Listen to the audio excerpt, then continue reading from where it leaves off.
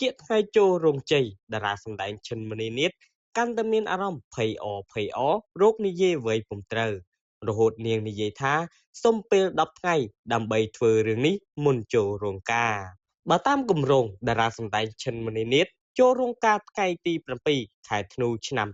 2025ខាងមុខនេះហើយបើតាមគម្រោងតារាសម្ដែងឈិនមនីនាថចូលរោងការនៅថ្ងៃទី7ខែធ្នូឆ្នាំ2025ខាងមុខនេះហើយនាងត្រៀមអញ្ជើញភ្ញៀវកិត្តិយសចូលរួមប្រមាណ70តុជួបជាមួយឈិនមនីនាថនៅក្នុងពិធីបរិយាឈាមរបស់សមាគមសិល្បករខ្មែរកាលពីពេលថ្មីៗនេះនាងនៅតែអះអាងថានាងនៅតែបន្តធ្វើការងារសិល្បៈដូចដើមទោះបីជានាងមមាញឹកនៅក្នុងការរៀបចំកម្មវិធីពិសេសរបស់ខ្លួនក្តីឈិនមនីនាថថែមទាំងបាននិយាយទៀតថា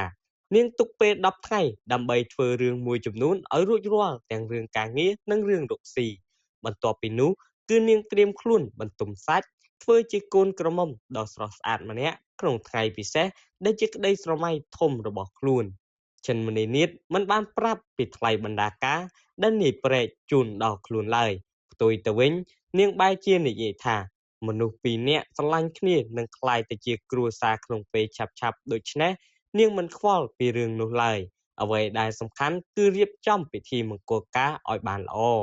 គូបញ្ជាក់ផងដែរថាមង្គលការរបស់ឈិនមនីនាថជាមួយនាយព្រែកត្រូវបានគេរំពឹងថាជាកម្មវិធីធំនិងក៏ក្រើកបំផុតនៅបំណាច់ឆ្នាំ2025ពីព្រោះពិធីមង្គលការរបស់អ្នកទាំងពីរត្រៀមរៀបចំឡើងធំដុំនិងចំណាយថវិកាអស់យ៉ាងច្រើនឲ្យសមនឹងកិត្តិយសរបស់ខ្លួន